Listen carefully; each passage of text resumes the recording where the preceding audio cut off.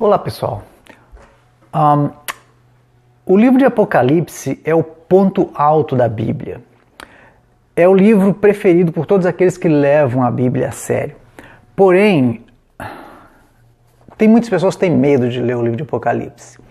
A gente não vê o livro de Apocalipse muito pregado nas igrejas, a gente não vê as pessoas lendo muito o livro de Apocalipse, primeiro porque tem a questão do entendimento.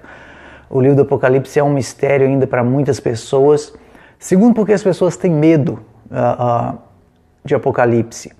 E aí vem as interpretações. Por exemplo, para nós que somos brasileiros, que falamos uma língua portuguesa, nós conhecemos o livro como o Apocalipse.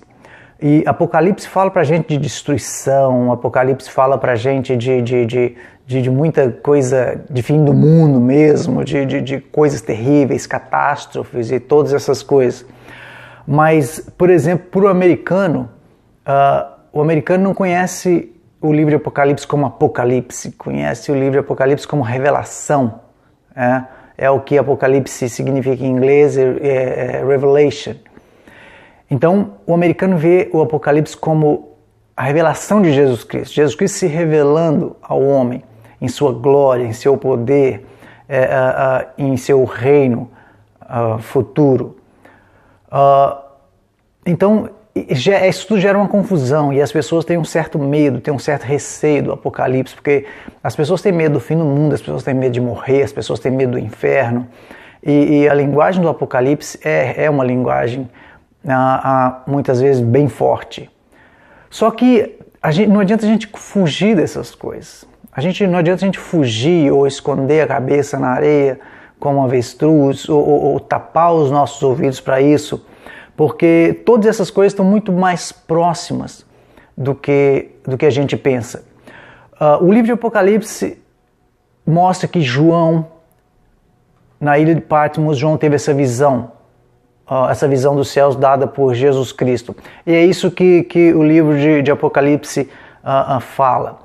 O livro de Apocalipse ele é dividido em 3 partes. Segundo o Apocalipse, no capítulo 1, do versículo 19, o anjo diz para João: escreve as coisas que tem visto, as coisas que são e as coisas que depois destas hão de acontecer. Então, esse é o esboço do livro de Apocalipse. São 3 partes. Do capítulo de 1 até o 3, nós temos é como a gente vai estudar Apocalipse, não hoje, porque hoje eu vou dar só uma revisão pequena, mas a gente estuda o Apocalipse de 1 até o 3 e depois o 4 até o final.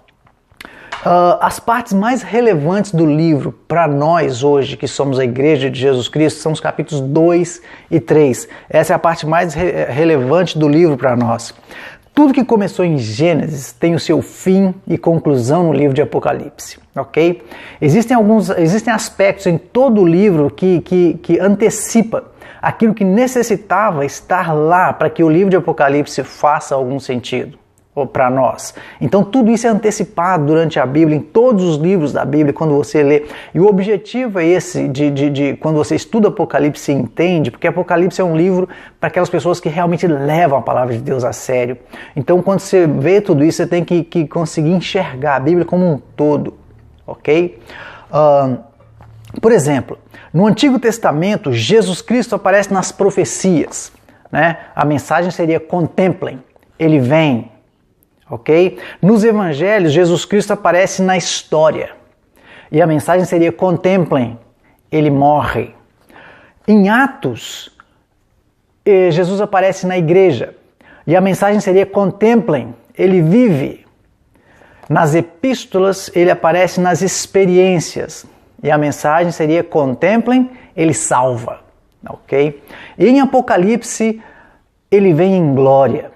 Jesus Cristo vem em glória. Então a mensagem seria: contemplem, Ele reina. Ok? Então você vê, você consegue colocar em toda a Bíblia, do Antigo Testamento até o Apocalipse, você consegue ver Jesus Cristo inserido em tudo isso aí, através dessas mensagens. Contemplem, Ele morre, contemplem, Ele vive, contemplem, Ele salva, contemplem, Ele reina. Agora, os capítulos 2 e 3, eles falam das 7 igrejas do Apocalipse. A gente vê muito dizendo sobre as 7 igrejas do Apocalipse, muitas mensagens e muitas coisas dizendo. Eu quero falar um pouco sobre essas igrejas. Hoje eu vou dar só uma introdução sobre isso, porque senão fica longo demais o vídeo e não é legal. Mas eu vou dar uma introdução sobre essas 7 igrejas e a gente vai nos próximos vídeos estudar mais profundamente sobre cada uma delas, ok? O esboço então é as coisas que vê, as coisas que são, que é o que diz respeito às igrejas. A segunda parte, são os capítulos 2 e 3, são as coisas que são. Isso diz respeito às igrejas. E as que depois dessas virão, que é do capítulo 4 em diante, ok?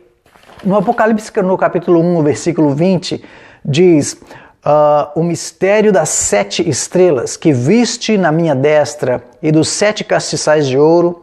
As 7 estrelas são os anjos das 7 igrejas e os 7 castiçais que viste são as 7 igrejas. Bom, o livro ele é cheio de expressões idiomáticas, mas cada vez que eu estudo a Bíblia, eu aprendo a levar a Bíblia cada dia mais literalmente. Nós temos muitas, tem mais de 200 expressões idiomáticas ou metáforas na Bíblia, mas eu digo que nós devemos levar a Bíblia literalmente. A Bíblia é para ser levada literalmente. Esse negócio de, isso quer dizer isso quer dizer aquilo. Não, a Bíblia quer dizer, Deus ele quer dizer o que ele disse. E ele disse o que ele quer dizer. Deus é assim. Por exemplo, mas esse livro identifica essas expressões para a gente. Por exemplo, as 7 estrelas. As 7 estrelas, como o próprio versículo já diz, são os anjos das 7 igrejas. E os 7 castiçais são as 7 igrejas. Agora, perceba, se você ler, você vai perceber que no capítulo 2 e 3, Jesus está no meio dos castiçais na terra, ok? Na terra. A gente consegue ver claramente nesse estudo. Já no capítulo 4, você vai perceber que Jesus Cristo está no meio dos castiçais nos céus, ok? Porque nos capítulos de 1 a 3, João está ainda na terra e Jesus Cristo está revelando a ele coisas na terra. No capítulo 4, João já está agora nos céus, vendo coisas dos céus. E o capítulo 4, a primeira palavra do capítulo 4 no grego é metatauta, que quer dizer as coisas que depois dessas acontecerão. Mas a gente não vai entrar nesse detalhe aí não. Ok? Então as 7 igrejas são as coisas que são. Ok? Agora, uma coisa interessante, a primeira pergunta que vem, por que essas 7 igrejas? Não é? São igrejas que a gente não ouviu falar antes, são nomes estranhíssimos que ninguém até então tinha ouvido falar a respeito, com exceção de Éfeso, porque Paulo esteve, nas suas viagens missionárias, Paulo esteve em Éfeso, mas veja bem, Éfeso, Esmirna, Pérgamo, Tiatira, Sardes, Filadélfia, Laodiceia, são nomes que até então não apareceram. Porque cargas d'água, Jesus Cristo escolheu essas igrejas para mandar uma mensagem. Foi praticamente a primeira coisa que Jesus fez quando falou com João, foi mandar uma mensagem para essas igrejas. Então é isso que nós queremos ver, é isso que eu quero estudar um pouquinho com vocês durante os próximos vídeos. Estas cartas, elas tinham pelo menos 4 níveis de entendimento. A gente vai ver isso à medida que a gente vai estudar, ok? E ela tem níveis de aplicação. Por exemplo, essas igrejas, elas eram igrejas locais. Elas eram igrejas reais, ok? Não eram simbologia, não era metáfora, não era figura de linguagem. Essas igrejas eram igrejas reais, ok? Todas elas eram igrejas reais. Tem um homem chamado William Ramsey. Ele pesquisou essas igrejas por muitos anos. Ele pesquisou as igrejas e as igrejas eram reais e elas tinham mesmo aqueles problemas que Jesus Cristo apontou durante as cartas, ok? Todos os problemas citados nas cartas, elas realmente existiam. Então, existia uma razão prática para que Jesus Cristo mandasse essas cartas através de João, porque aquelas igrejas estavam realmente passando por aqueles problemas. Existe uma frase que é comum a todas elas, ok? Todas as cartas tem uma frase que é comum a todas elas. E esta mesma coisa, uma coisa interessante que pode até servir de exercício para você, é que esta mesma frase que é comum a todas essas cartas no Apocalipse, essa mesma frase ocorre 7 vezes mais em outras partes do Novo Testamento. Você pode fazer isso como exercício, procurar onde é que essas cartas, que essa frase ocorre, ok? Bom, a frase é aquela frase que aquele que tem ouvidos, ouça o que o Espírito diz às igrejas. Uma segunda aplicação é repreensivo. Note que a frase diz o que o Espírito diz às igrejas, ok? Ou seja, todas as igrejas deveriam ler aquelas cartas. Todas as igrejas deveriam ler todas as cartas. Não é só, eu vou procurar aquela carta que se aplica a mim, aquela carta que fala do meu problema, e eu vou ler. Não, era a carta às igrejas. Todas as igrejas deveriam ler as cartas de umas das outras, para aprender, inclusive, e ter o conhecimento de tudo que estava acontecendo com cada uma, porque se aplicaria a todos. Além de ter um aplicativo local e repressivo, ela também é pessoal. Por que ela é pessoal? Porque essa frase diz, aquele que tem ouvido. Você tem ouvido? Eu tenho. Então, se você tem ouvido, essa frase, essa carta, ou essas cartas são para você, ok? Então, essas cartas são para todas as igrejas. Era uma especificação. Todas as igrejas deveriam ler todas as cartas, ok? Porque as cartas eram para aquele que tem ouvidos. Bom, estas cartas, elas representam a história da igreja, ok? E o mais interessante e impressionante disso é que se essas cartas tivessem uma ordem diferente, elas não contariam essa história da igreja. Se elas estivessem numa outra ordem, por exemplo, se Tiatira viesse primeiro do que Pérgamo, ou Laodiceia primeiro que Filadélfia, ou coisa assim, ela não contaria a história desses 7 períodos da igreja. Então existe uma razão para isso também. Na ordem em que essas cartas estão, elas colocam 7 períodos da história da igreja com uma surpreendente precisão profética. Então Jesus, quando ele faz as coisas, ele faz com uma precisão assim, impressionante, com algo super tremendo mesmo, ok? Cada uma dessas cartas, ela tem 7 elementos, ok? E que são desenhados dentro do corpo da carta. A primeira coisa que a carta traz é o nome da igreja, ok? Esse nome da igreja, ele é significante para a mensagem.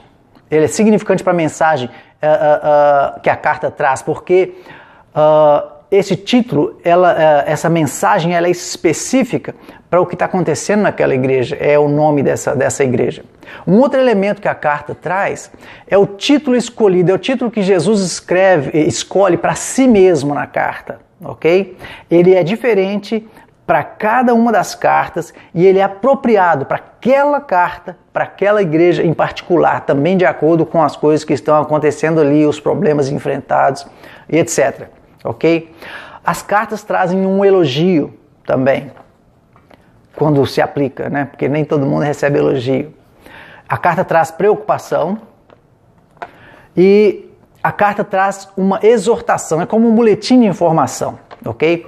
Uma coisa interessante sobre essas igrejas é que elas pensavam, todas essas igrejas citadas ali no Apocalipse, elas pensavam que estava tudo bem com elas, mas não estava, ok? E melhor ainda, aquelas igrejas que pensavam que tudo estava bem, tudo estava mal. E aquelas igrejas que pensavam que tudo estava indo mal com eles na verdade estavam bem, segundo a carta que Jesus Cristo enviou. Então isso realmente acontece mesmo, porque quando nós pensamos que tudo está bem conosco, está tudo bem, está tudo maravilha, a gente relaxa, a gente não ora, a gente não busca Deus, a gente não lê a Bíblia, a gente relaxa, sabe, não tem problema acontecendo, não tem nada te abatendo fortemente, parece que está tudo uma mil maravilha, e é nessa hora que nós temos que vigiar. Então não estava tudo bem, as coisas não estão tudo bem.